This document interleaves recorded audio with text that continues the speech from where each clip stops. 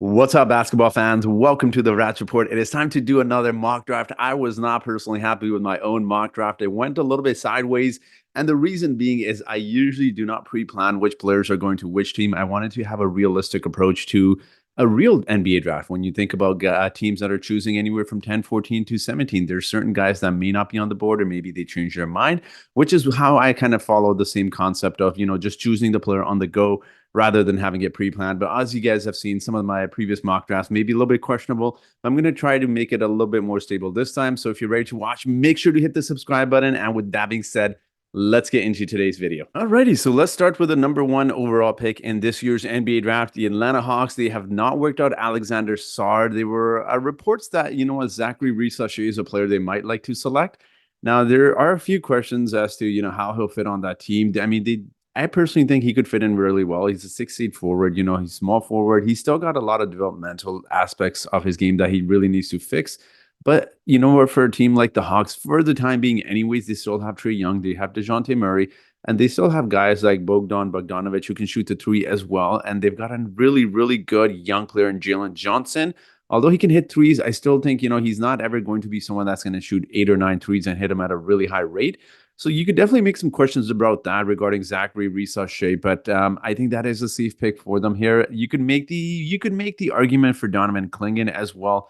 I just think it seems like they're going to choose Zachary Reese-Sachet here. No questions asked. Alexander Sarr apparently has only worked out for the Wizards, they have not even been able to bring him in for a workout. The Atlanta Hawks, that is, have not been able to get in Sarr for a workout. That is why they choose Zachary Reese-Sachet here. You know what? Again, guy with a lot of potential. He'll be a good fit with them there. And they have different directions they can go in terms of how they want to build their roster. So we'll see what happens regarding the roster. Moving on to pick number 2 here, the Washington Wizards.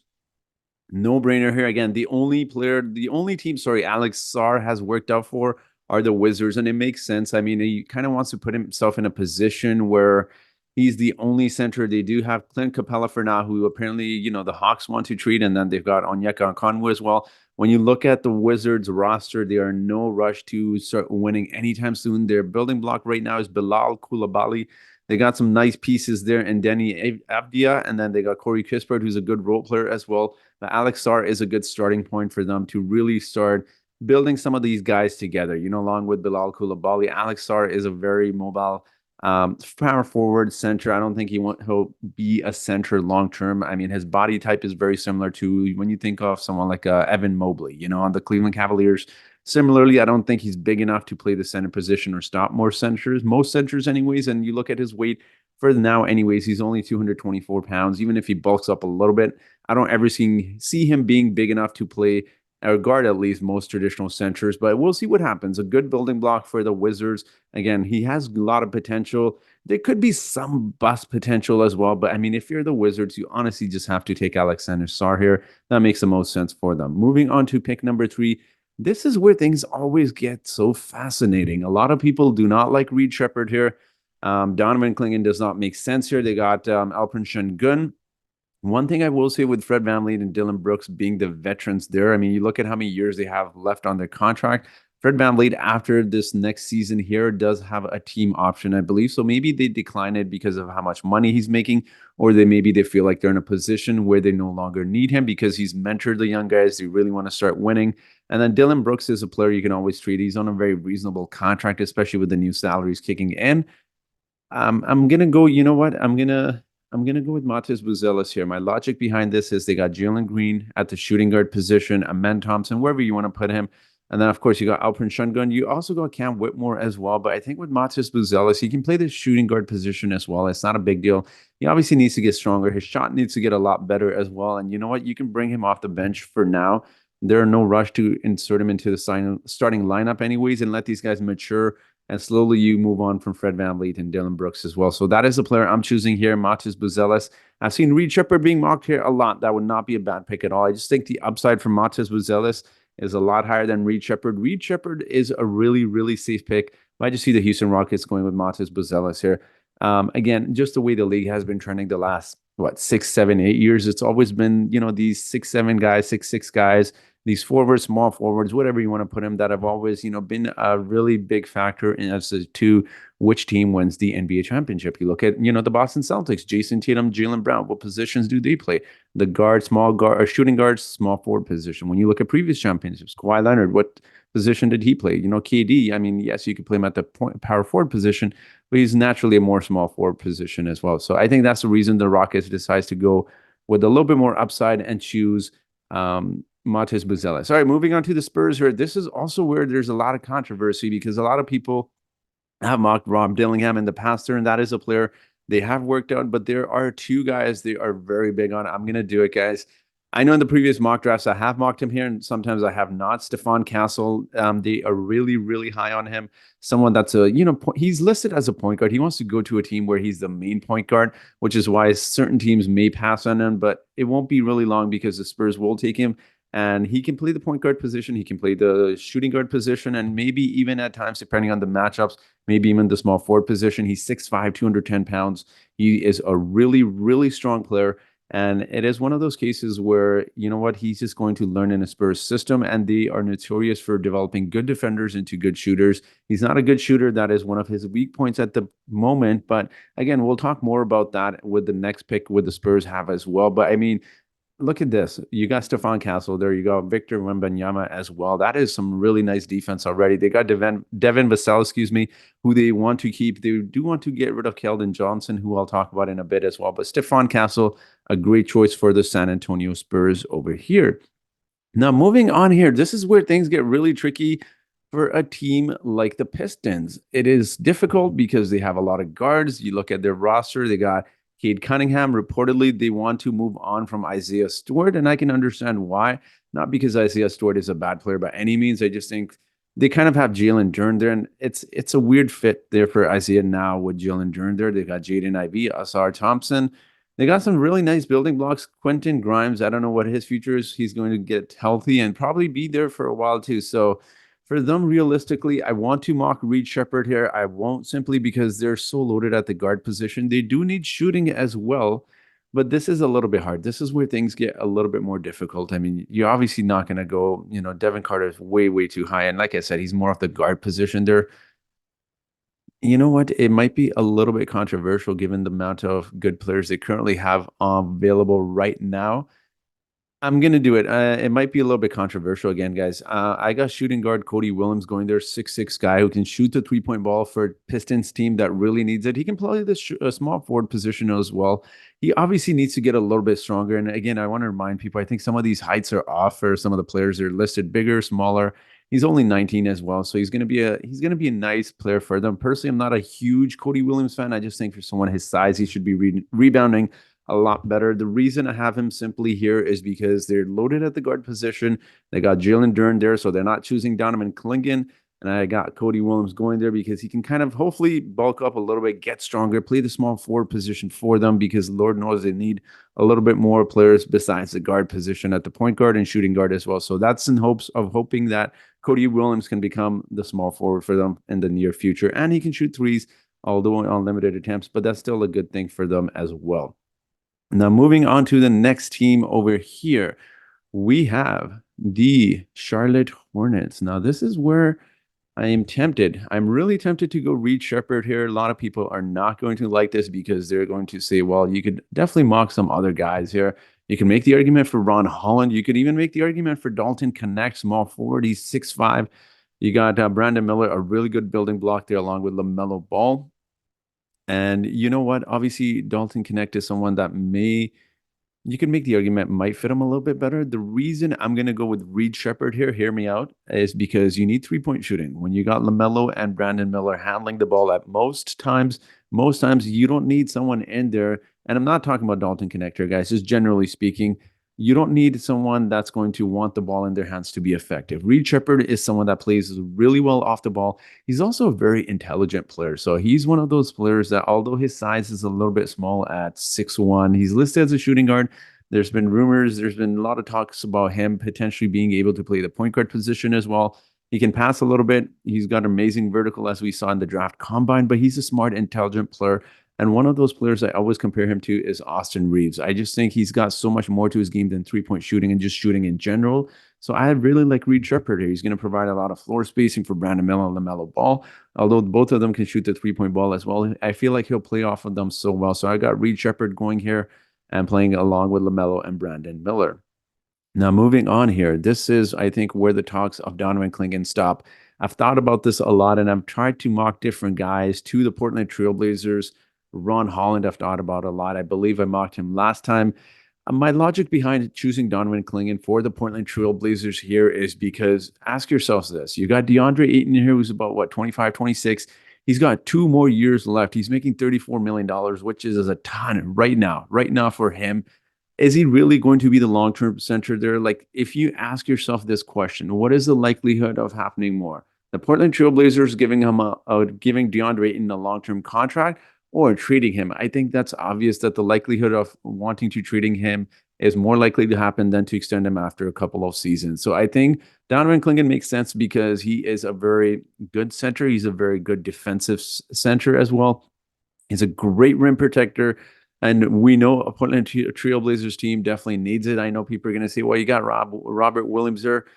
With respect to Robert Williams, his knees just keep giving out. Unfortunately, I just don't know how much longer he has in the NBA, even with surgeries, even with rehab. I wish him the best. I really do hope he has a long-term future there. But I mean, the main point here is just they're not going to re-sign DeAndre Ayton to a long-term contract. And they're probably going to move off a lot of guys like Anthony Simons and obviously Jeremy Grant this offseason, or I think they should anyways.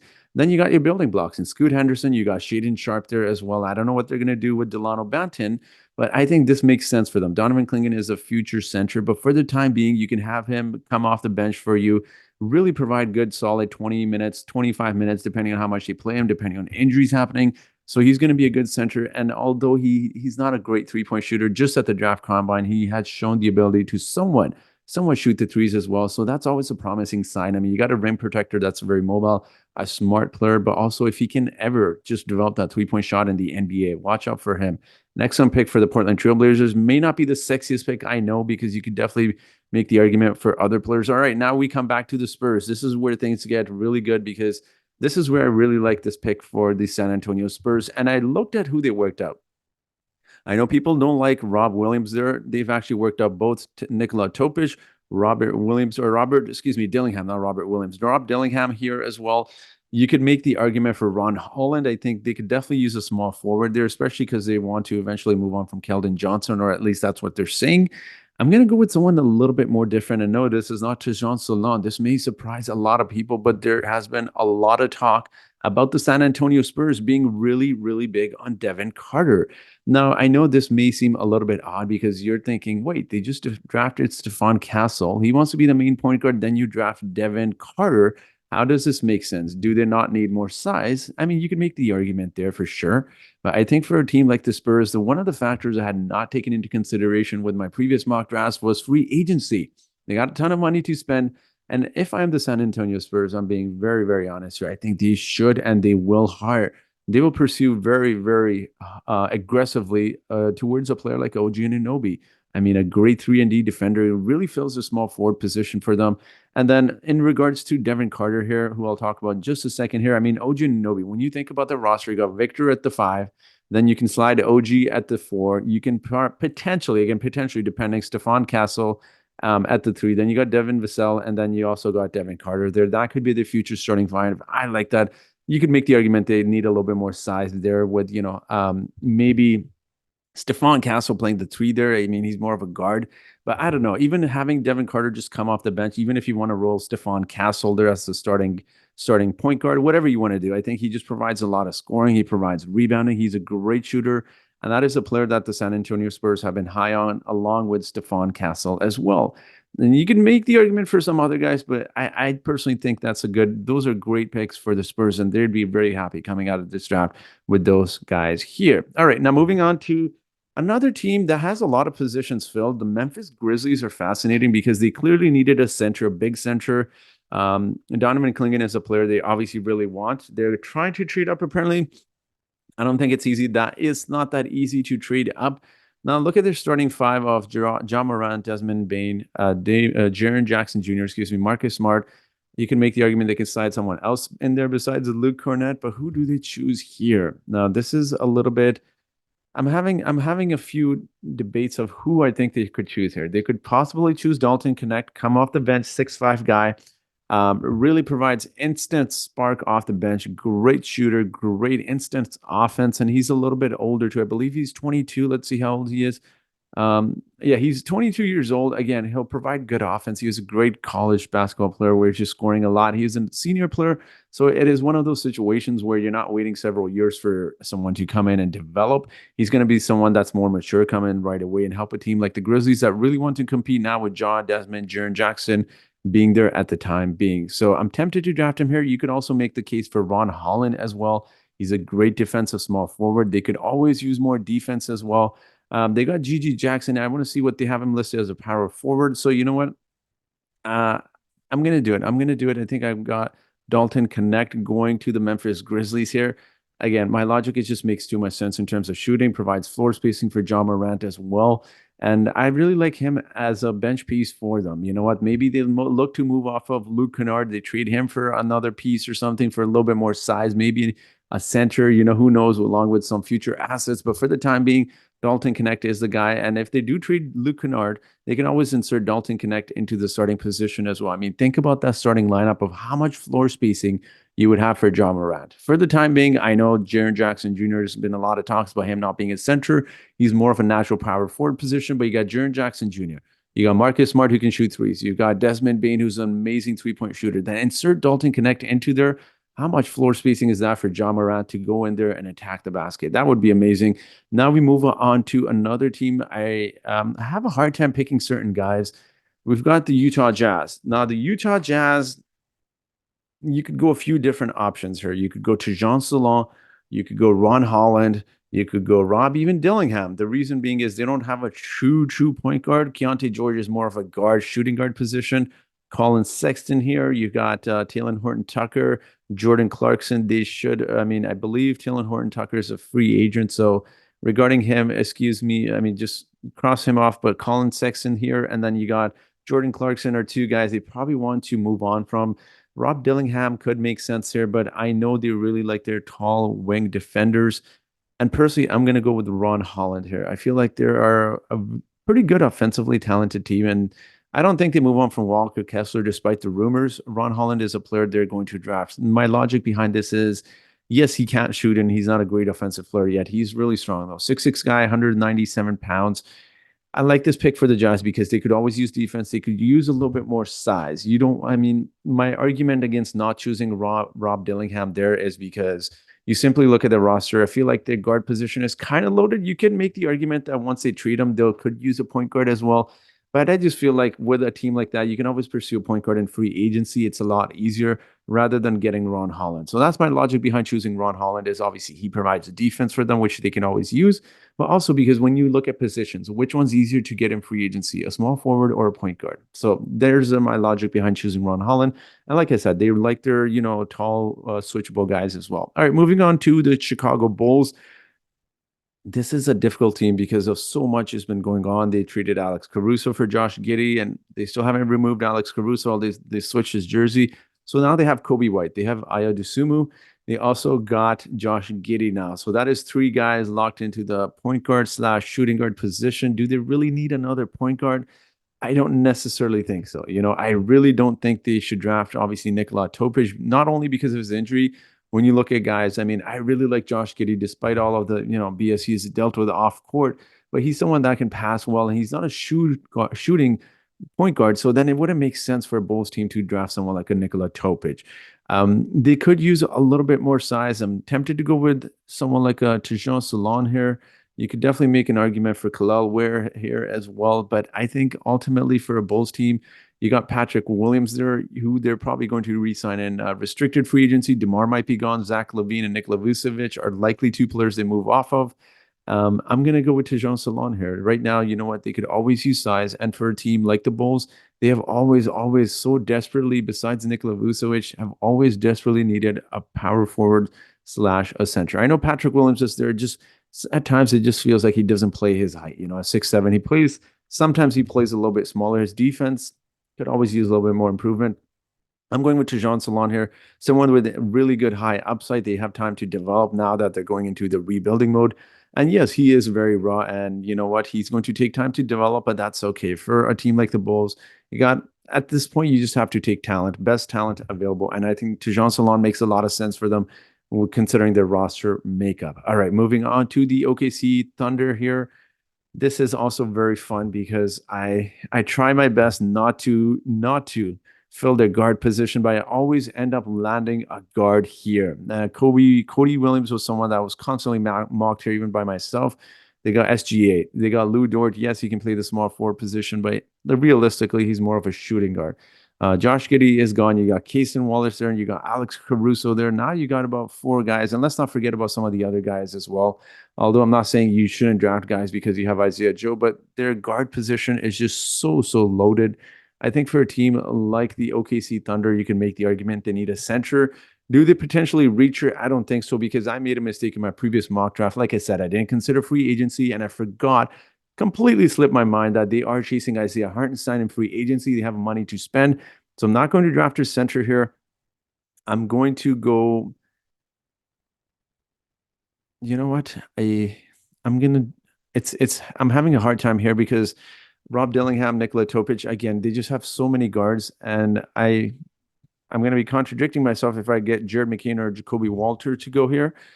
This is really hard. This is a team that is really difficult to draft for, and I'm trying to find a reasonable player to draft for them here. You know what? It might be too rich here. I'm gonna go Tristan de Silva.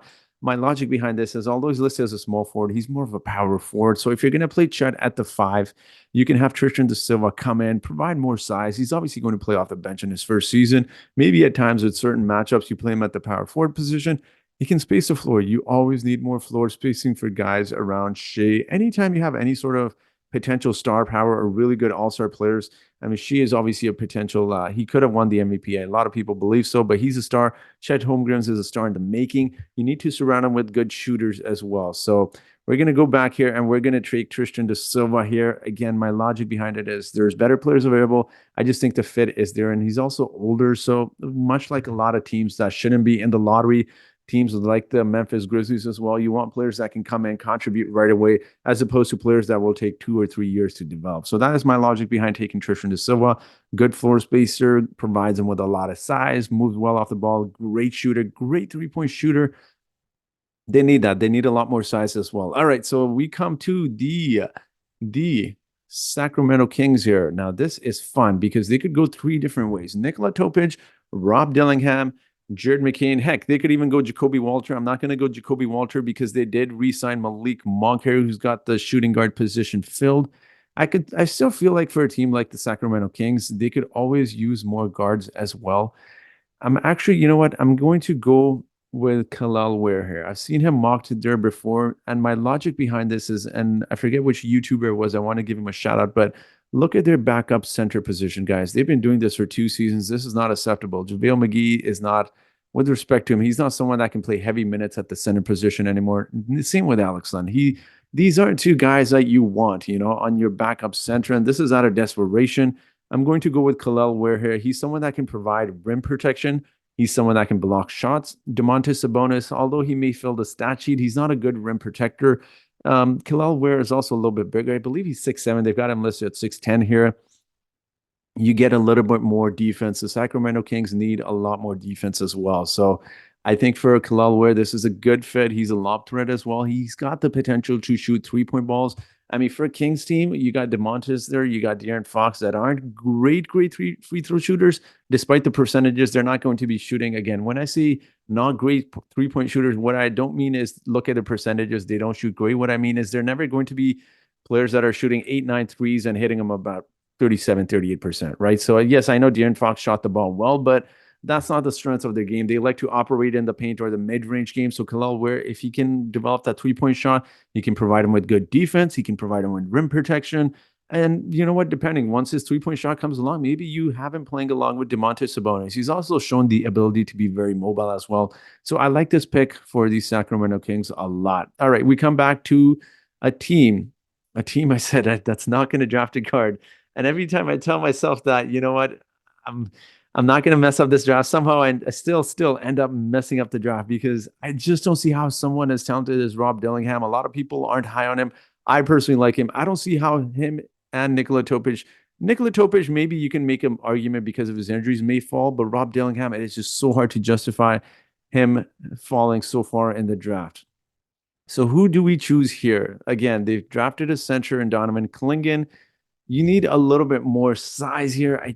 I'm not a big I'm not saying I'm not a big Tyler Smith guy. I just don't think it's I can justify putting him so high in the NBA mock draft. I'm gonna contradict myself here if I choose a guard here because I literally said they've got they've got obviously Shaden Sharp and Scoot Henderson. They got that guard position kind of locked up here.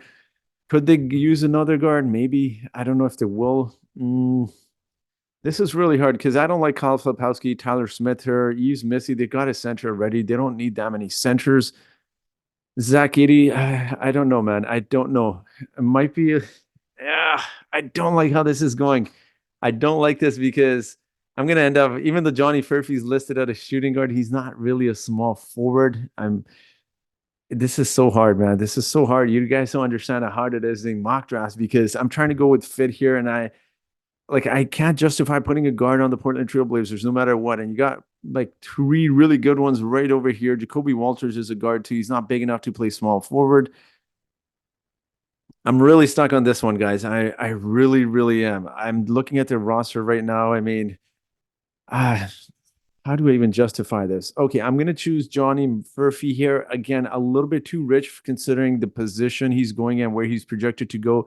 My logic behind this is although he's realistically going to play the guard, shooting guard position, he's a taller guard and he provides a skill set that someone like Scoot Henderson at the time anyways does not provide. Shaden Sharp here.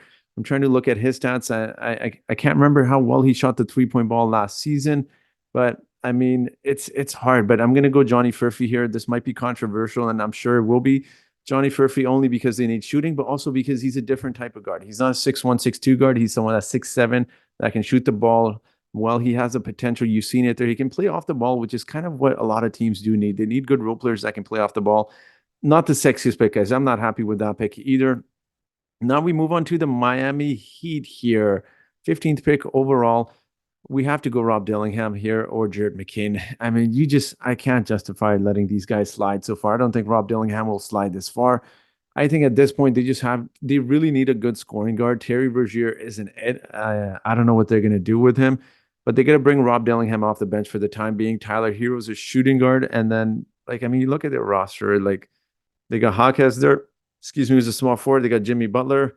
And then they got, I really do like Nikola Jovic, who's a power forward. I think he's more fitted to play the small forward position. But at this point, you need some more scoring for a Miami Heat team that plays great defense, and you want it now. The reason behind not choosing Nikola Topic is because he's injured. He's not going to play for probably the first few months of the season while rehabbing. I think Rob Dillingham is someone that can come in, score a lot, and then he's a really hard worker. So I believe in Rob Dillingham more than most people do. And that's an excellent pick for a Miami Heat team that needs a lot of scoring. All right, now we move on to a team like the 76ers here. My goodness. I told you guys I want to mess this up, and here I am.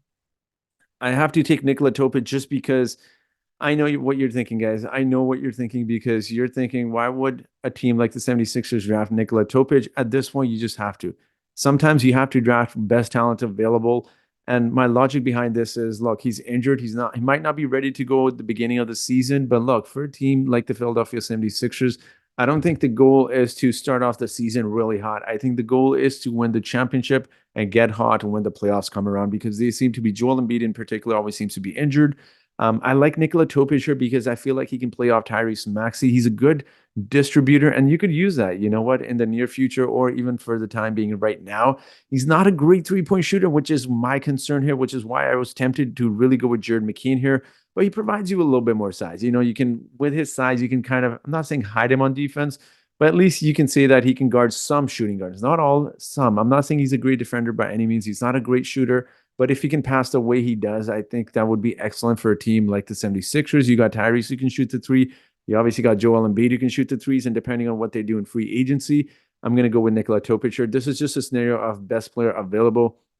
Now we come to a team like the LA Lakers. They need floor spacing around LeBron and AD. And you're looking at this and you're going, wow, there is Jared McCain still available on the board, you have absolutely got to choose him. He's someone that is going to, he's considered one of the best 3-point shooters in this year's NBA draft. And I mean, if you're the Lakers, you're jumping with joy because D'Angelo Russell, we don't know what his future is. And yes, you can make the argument that, for a team like the Lakers, you probably like if they had the option, they'd probably trade this pick for someone that can contribute more. And right away, I'm not saying Jared McCain isn't that guy, but for Jared McCain, man, that is an excellent pick for them because you're getting rid of D'Angelo Russell, whatever the case is. I believe he's got a player option. He may leave. And then you got Julian Hochefino, who's a defensive guard who they drafted last year. They need someone that can space the floor around AD and LeBron. This makes too much sense not to. And then you also got obviously you got Austin Reeves there as well. I mean, I feel like Jared McCain is someone that will really complement the Lakers really, really well. Even if he's not shooting the 3-point ball, he can contribute in different areas. A good scorer. He's a smart player. I really like him. And you know what? Even if LeBron leaves in free agency, this is a great building block to have. Jared McCain would be an excellent pick and an absolute steal for the 17th pick in this year's NBA draft. Now we come to the Orlando Magic. God, I know I said I wouldn't let Jacoby Walter slide. I can't just keep putting him here, man. I'm getting so tired of every mock draft just constantly putting Jacoby Walter to the Orlando Magic. I'm gonna go with a little bit. So I can't go with Kyle Filipowski just because I've already mocked him there. And I mean, there's a good chance I actually think the Orlando Magic can take him. I'm tempted to go Carlton Carrington here just because the Orlando Magic have general manager, executive, sorry, that was a former Raptors or Masai's right hand, they called him. I can't recall his name at the moment. He works up in their management, and his mindset is very similar to Masai's, where he likes tall, switchable guys, but also taller point guards as well. But I can't. They've got Anthony, excuse me, Black. They still have to develop. They got Jalen Suggs locked in the shooting guard position. And look, even if they don't get rid of both Markel or Cole Anthony, I mean, Markel is most likely leaving. They're still going to have Cole Anthony off of the bench. And for a team like the Magic, I just feel like they need more instant offense. This is really hard, man, because I'm tempted to go with Jacoby Walter here. I'm trying to justify putting some other guys here as well. Um, I can't. I can't find the right fit for them here besides Jacoby Walters, which makes sense because a lot of people were really mocking him to the Orlando Magic. Now I'm going down this list here. I don't know if I'm going to be honest. I don't know if a lot of these players make sense for them. Unfortunately, you know what? I'm just going to go with Kyle Filipowski again one time because again, I'm trying to justify not choosing Jacoby Walters here, but again, the guard position is kind of locked up. I know he's 6'4". Maybe you slide him at the 3 position, but that's not his natural position. And then you deal with the issues like this in the future where you have too many players at the same position, then you're forced to trade some of the guys. My logic behind choosing Kyle Filipowski, guys, look at their center depth here. I mean, they got Wendell Carter Jr. I like him. I really do like him. He's got so many injury issues. I do believe he's got a nice future with them. Maurice Wagner, it's just, I mean, that's not a long-term solution there. And then they got Goga, I believe he's a free agent. He's likely to leave for more money and for a bigger role. I don't see him being there long-term. Kyle Filipowski, reason being, he's someone that can move the ball, that can shoot a little bit. He can pass as well. So I like Kyle Filipowski here to the Magic just because of those reasons. They need some rebounding. They need a backup center. He's listed as a power forward, but I know his measurements didn't come in well, but you know what? He's someone that will be a nice fit with the Magic. And believe me when I say that, he'll be a good fit there for several of the reasons I have mentioned. Now, this is fun. The Toronto Raptors. I mocked Carlton Carrington there last time. I could go with Carlton Carrington here again. I don't think it makes sense to mock some of these guys. There's about these 4 guys I really like in Jalen Tyson, Kevin McCullough, Bobby Klintman, Terrence Shannon Jr. I don't see that happening. Could they draft someone like an Isaiah Collier? Possibly. Never say never. It is not my favorite pick personally. I do believe he's a good defender. He needs some shooting. My logic behind not choosing Isaiah Collier here is just because when you think of what the Raptors need, depending on what they do with Gary Trent here, they need to bring him back because they do need floor spacing. And look, for a team like the Raptors, it doesn't benefit them to let go of Gary Trent because it's not like they have free agents lined up to come to Toronto. It's just a sad reality being a Raptors fan. I can tell you that Bruce Brown might get traded. You can make the argument they need a little bit more size. Tyler Smith, I just don't know if that's the guy there. Chris Boucher is likely to get traded. I'm going to go with Carlton Carrington again here. I don't like mocking the same guys over and over to the same teams. I just think Carlton Carrington is such a nice player when you look at what he does. And look, I know I'm going to contradict myself a little bit here because when you talk about certain guys being drafted at certain positions, I believe he struggled a little with 3 point shooting as well. So you're going to say, well, you didn't draft Isaiah Collier because you said he's not a good shooter, but you drafted Carlton Carrington. When you watch Carlton Carrington's video, guys, just do me a favor, YouTube it.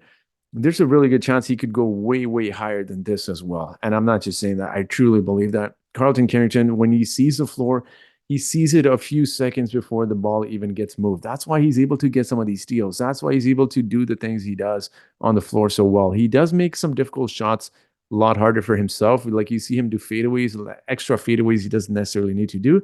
He moves really well. He's listed at 6'3". I believe he's closer to 6'5". I don't know how accurate, like I said, these measurements are. He's someone that sees the floor really well, attacks the basket. He plays really well in the pick and roll. And he's someone that just distributes the ball really well. And Darko's Raptors head coach, Darko Rajakovic, that's what his system requires. Guys that can make quick decisions, that can pass the ball. And I think Carlton Carrington just has the it factor. When you look at him, and there's just so much potential there.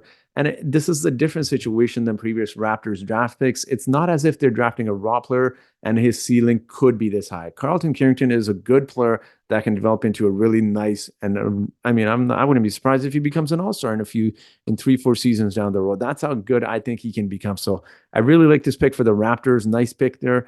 Now moving on to the team in Cleveland Cavaliers, a lot of questions here as well. A ton of questions as to what they'll do, what their roster will look like in next season. A lot of talks about Donovan Mitchell. You know what? I think this is where you draft Jacoby Walter. I like Jacoby Walter here. You can make the argument they got Caris LeVert, Max Strus kind of locked into that guard position, shooting guard position, anyways. I don't know what they're going to do, but you know what? One thing they can do is Caris LeVert can oftentimes play the small forward position. He can handle the ball, and you're going to have Jacoby Walter just shooting the ball really well, and he plays well. I think he'll be a player that can fit into their system really well. 6'4" guy, he can shoot the ball. And again, it's so hard to predict with the Cleveland Cavaliers just because you don't know what's going on in the roster. Because if they're creating someone like a Jared Allen away, you can make the argument that Tyler Smith fits really well there. Because now you would have Evan Mobley fitting that center position. Then you got Tyler Smith kind of moving into that power forward position that Evan Mobley was occupying. But I'm going to go with a safe pick here, Jacoby Walter. And if he does fall to them, which I think is very likely to happen, they like him. All right, moving on to a team like the Pelicans. They want to get rid of Jonas Valanciunas. I talked about this yesterday. They're getting rid of Brandon Ingram. I really feel like they need to get rid of CJ McCollum. His time there is over. I think it's past that experiment, and it's really time to let some of these younger guys like Herb Jones, Dyson Daniels, Trey Murphy slide them into the starting lineup. They've paid their dues, man. They've worked their asses off to perform really well off the bench.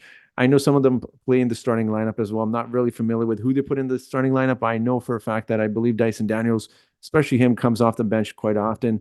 Now, they're a team that is reportedly very high on Yves Missi. The reason is, now you're going to be asking yourselves, why would you choose Yves Missi? They're trying to get off a floor spacing big in Jonas Valanciunas.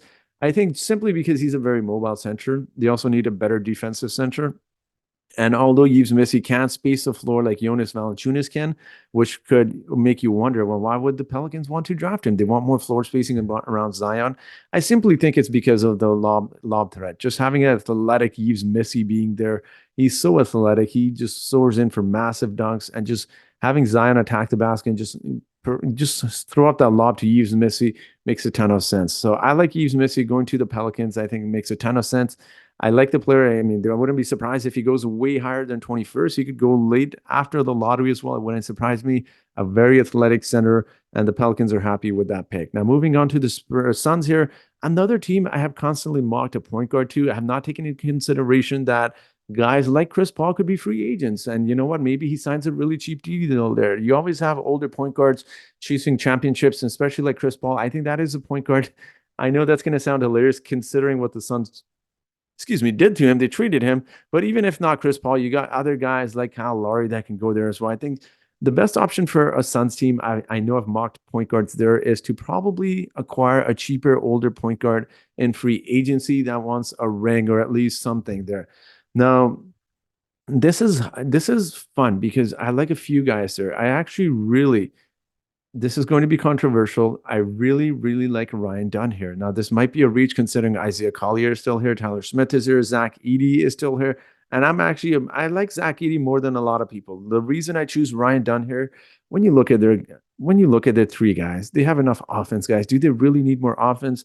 Zach Edey could be a really interesting pick there. I really would like Zach Edey on the or excuse me, the Suns. Yusuf Nurkic is, I don't know what he is. I don't know what his future is. I think they should move him. But Zach Edey, someone that can play and come in right away.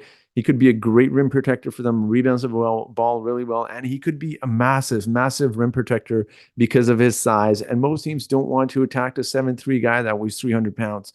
That's just the truth. I don't care how slow footed Zach Edey is. They won't. But I like Ryan Dunn here. The reason is he's a small forward. No, he's not a great offensive player, but the Suns need defense more than anything right now. That's my logic behind choosing Ryan Dunn. Maybe you can make the argument for Tyler Smith even up here. Maybe even Isaiah Collier. They could use defense at the guard position. But for a team like the Suns and any sort of rich team with I don't want to say rich team because every team seems like they're really rich, but any team with so many all-stars, they'll always have guys that want to chase rings. I'm just using Royce Neal as an example. You always have these good role players that are at the shooting guard position, that are at the small forward position that will come and sign for 1 year, sign a really cheap deal. But I like Ryan Dunn here for several reasons. He provides really good defense, man. His offense isn't great, yes, but imagine Ryan Dunn coming there, really playing off the bench here, then providing good defense. And the Suns team has enough offense. I don't think they need any more.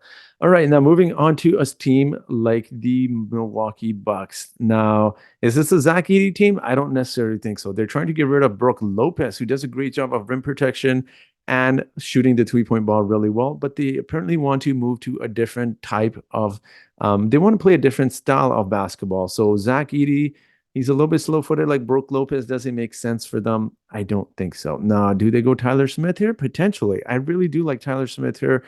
My logic behind this is he can space the floor. He can shoot threes. He moves well off the ball. He's not a greatest defender, but I don't know if they're trying to focus on defense right now. They got Giannis there. They got Bobby Portis. They might play him at the center position. I don't know what they're going to do, but I'm going to go with Tyler Smith here. Again, just someone that gives them a little bit more size besides Giannis. Maybe you have Giannis playing the center position. Who knows? He's listed as a small forward. He's more of a power forward. You can come in off the bench, provide a little bit more size. Maybe have him play with Bobby Portis there. And like I said, he can space the floor. So to have that around Giannis is a luxury. Obviously, Damian Lillard is there that shoots a high volume of 3-point shots. He's an excellent 3-point shooter as well. But I think Tyler Smith is a really nice acquisition for the Milwaukee Bucks. It just makes too much sense here. Now we move on to the New York Knicks here. Do they potentially take Isaiah Collier? I would not be surprised if Isaiah Collier falls. Yeah, I don't see him falling this far, but the draft is always so unpredictable, guys. And just like my mock drafts, at least I don't have, I don't have a top 3, 5 guy falling into the late lottery or after the lottery. So the Knicks team is challenging because I really like Ryan Dunn here. They are potentially losing Isaiah Hartenstein in free agency. I don't know what they're doing with Precious. Apparently, they're trying to trade Mitchell Robinson here. Is this a spot for Zach Edey? I'm not quite sure. I'm not quite sure if they choose Zach Edey. Could they? Possibly. But right now, I'm looking at their point guard depth. They got Jalen Brunson there, and they've got their backup there, and Miles McBride, who they really like. Do they choose Isaiah Collier or even Keyshawn George here? I'm not quite sure. I think what they need more of here is someone. I'm leaning towards Jalen Tyson, Kevin McCullough, and I may not short there. Terrence Shannon Jr. is nice, but I'm personally gonna go with it might be a little bit rich, guys. I know, but I think I'm gonna go with Jalen Tyson here. From what I recall, he's a really smart guy that plays basketball just the right way here. He's listed at 6'5". You can make the argument they need a little bit more size there on that roster. But you know what? For a team that's got back-to-back picks, I think they're going to take talent. Jalen Tyson is a player that plays the ball just the right way. He's such an exceptional basketball player, and do not be surprised when the draft rolls around and halfway through the season, you're looking at guys like Kevin McCullough and Jalen Tyson. You're thinking, why were these guys not drafted earlier? Because they're going to be such good role players. For a team like the Knicks, I think they need good role players. Obviously, they want star talent. I don't think they'll find it this late in the draft. They got Jalen Brunson, who's going to be handling the ball a lot, Julius Randle when he comes back. And then you got some good complementary players in Josh Hart. You got some nice players like Dante DiVincenzo there. Jalen Tyson, add that. Like I've seen his videos. I can't even describe how good this is for a team like the Knicks. You can make the argument he's a shooting guard. Do they need more shooting guards? Maybe not, but who knows what happens with the Knicks roster? They have two picks. They may just trade one of them. Now back to the Knicks once again. You know what? I think this is where the Zach Edey talk stops. I think, look, they're trading one of the centers they're losing, one of the other ones they might be losing in or might be looking to trade. Now you're asking, why would they want Zach Edey? He's a slow-footed. You know what? When you think about Jalen Brunson, you think about how well he does in the pick and roll, and who sets picks really well? Zach Edey does. Yes, he may be a little bit slow-footed, but he provides good rim protection. And drafting Zach Edey to the Knicks, it's not as if he's someone that's going to come in expected to be their starting center right away. He's probably going to play backup minutes. He's going to provide a lot of good rim protection for them, which they can use. And look, who did they face in the playoffs? Even though they did beat him, if they're losing Isaiah Hartenstein and with Mitchell Robinson's injury history, can they really rely on any other guys to stop Joel Embiid? I'm not quite sure. I'm not saying he's going to come in and stop Joel Embiid, but look at the massive size he has. It's just it's going to be insane because a lot of teams are so focused on a lot of fans, I should say, not teams, because teams are a lot smarter than us fans, but a lot of fans are so focused on him being a small, slow footed guy. But once he gets that 3 point shot down, he's a hard worker.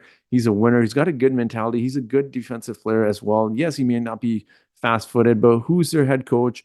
Tom Thibodeau, who likes defense, and Zach Edey, I think, is the pick here for them. Now, moving on to the Washington Wizards here.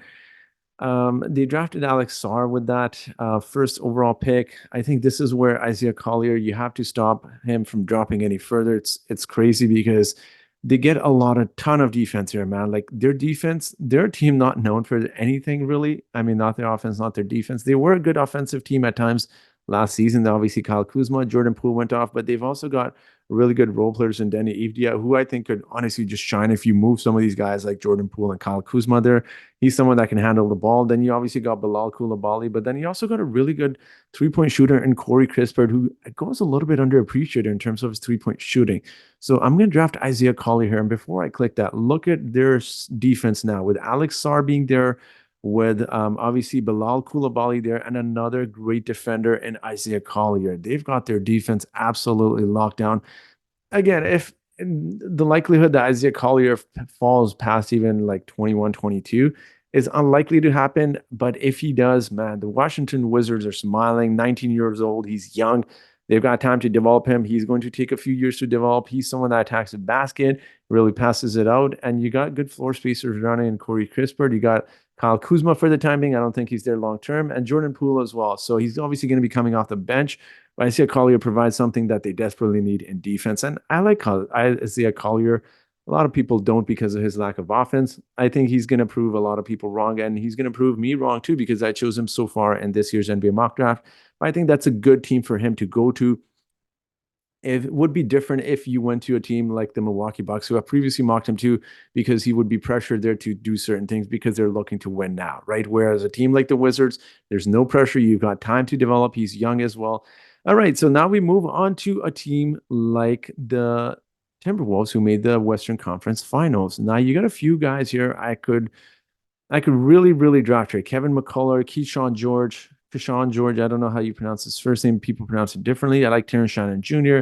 Bobby Klintman could provide him with a lot of size here. They're likely to lose Kyle Anderson, who's played the small forward / power forward position for them. That could be a nice replacement for them.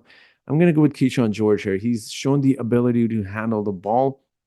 And I've constantly said this because when you look at a team like the Minnesota Timberwolves, I mean, who's getting old? I can't seem to find him right now, but Mike Conley right there. He's getting old. They need someone to come in, provide some size. Keyshawn George can shoot the 3 point ball as well. So anytime you have Rudy Gobert, you need shooters around him. As I'm saying that as if Rudy Gobert is their main player, but when you have a center that can't shoot threes, you need other guys to be able to shoot threes around him. But obviously, Anthony Edwards is the main guy there. I don't know what they're doing with Karl-Anthony Towns. Could they look to move him? I don't think so. There's been some chatter about that. I don't see that happening. Jalen McDaniels, great defender. Keyshawn George, a point guard / shooting guard, 6'7", absolutely exceptional floor vision, good passer. Numbers may not display. He did play limited minutes. He's 19 years old, very young guy. And I think most importantly, he's got a lot of potential there. When you watch him, he's not the quickest of guys. You don't necessarily need him, but he provides a lot of provides a lot of size at the guard position. And that is an excellent pick for the Minnesota Timberwolves that kind of need to mold someone else coming in. And playing behind Mike Conley, but also when he's ready to retire in a season or two. All right, now you're wondering why Deron Holmes fell so far. It's because he's got a promise reportedly from the Denver Nuggets. Now, a lot of people are going to say, well, if he's got a promise, that doesn't stop other teams. It does not. But he's also canceled all his workouts. He's very likely canceled his interviews as well. Players have a lot of power, man, a lot more power than we realize. I think this is a really exceptional pick for the Denver Nuggets. I mean, Deron Holmes, what more can you ask for? Provides him with size. You can play him at the center position. I don't think some of these heights are really, really off. He's closer to 6'9", 6'10" than 6'8". Someone that can score, that can rebound well, and I believe he can shoot the three-point ball really, really well. And you know what? When Nikola Topic or Nikola, sorry, I'm mixing up my Nicolas, but Nikola, I just completely blanked out. I can't believe I found out. Jokic, sorry, not Jokic. Nikola Jokic. I can't believe I blanked out on the MVP's name, but Nikola Jokic, when he's sitting on the bench, provides you with something different. With Deron Holmes, a really, really nice player. I mean, had he not gotten that promise from the Denver Nuggets, there's a really good chance he goes in the top 20. I really like this guy for several reasons, and the Denver Nuggets have got an exceptional player, a really nice player in Deron Holmes. I can't say enough good things about him. He's an exceptional defender.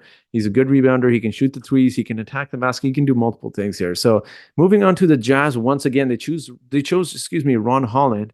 This time I'm going to go with a little bit more size.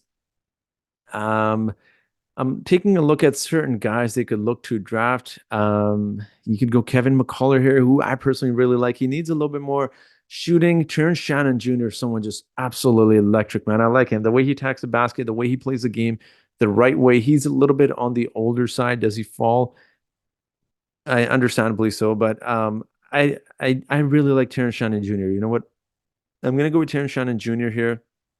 He can play the small forward position at times. He's a really, really good player. And look, they got Ron Holland there. I don't think they need too many small forwards there. I like Terrence Shannon Jr., electric player, attacks the basket, does so many things so well. And he's 22 years old. He'll come in, help him right away. He's also a really mature player. He sees the court so well. Like I cannot tell you how much I like Terrence Shannon Jr. And it's insane that he's marked at 29th position here, but I like Terrence Shannon Jr. here. I love him. I absolutely think whichever team decides to get him, he's gonna be one of the all rookie. He's gonna definitely be a player that is gonna be on the all one of the all rookie teams next season. He's got that type of potential. He's gonna be really good. Of course, his downside is a little bit older. And now it's a shame that we have so many guys that I really like. I really like Pacome Daddy. I like Baylor Sharman. I really like Tyler Kolak, Kevin McCullough. It's absolutely insane that he's still here. But a lot of these guys are late first round, early second round picks. I'm gonna go. You know what? When you look at the guard position, they're loaded with Drew Holiday, Derek White, and they also got obviously Peyton Pritchard there as well. I'm not going to choose Tyler Kolek for that reason. Bobby Klintman, you can make the argument that they could possibly choose him. They need more depth at the power forward position.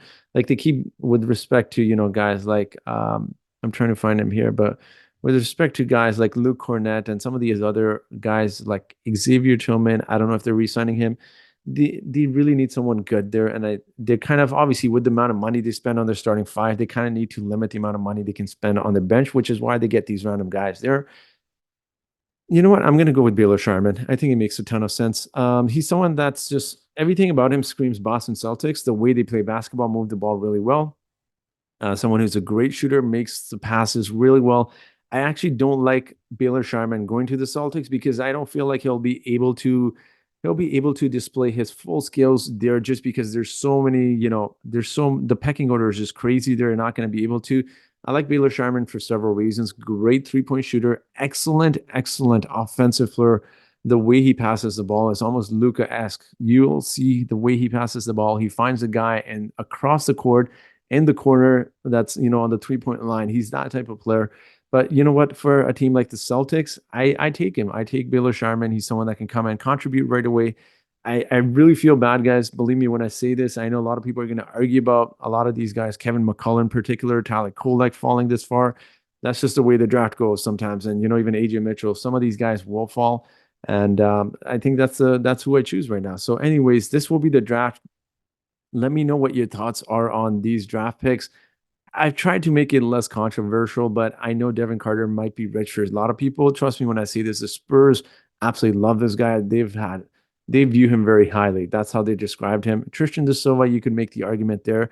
I like him because he spaces the floor. So again, I'm very curious to hear what you guys think about some of these guys. I know some of these guys follow a lot, some of these guys not so much. I'm curious to see where you guys view these guys going. And let me know your thoughts down in the comment section below. So that will be it for today's video, guys. Thank you so much for watching. I was not intending on doing another mock draft, just the way the last one went. I did not personally like it at all. So let me know your thoughts in the comment section below, and that will be it for today's video. So if you're still watching, guys, make sure to hit the subscribe button. And thank you so much for watching, and have a great day.